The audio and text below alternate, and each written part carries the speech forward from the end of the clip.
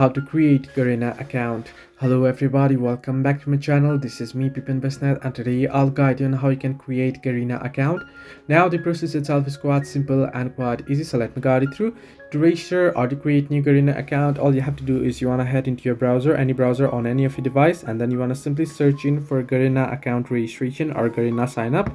You can search for either, and you can see the first link there, Garena registration. You want to simply tap on it.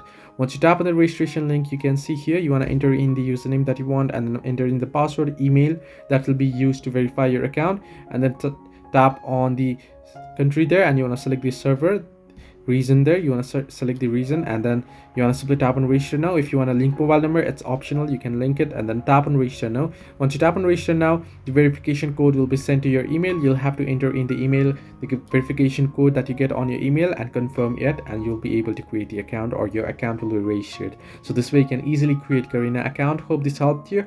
Do like and subscribe, and not forget to leave a comment down below if you have any further issues.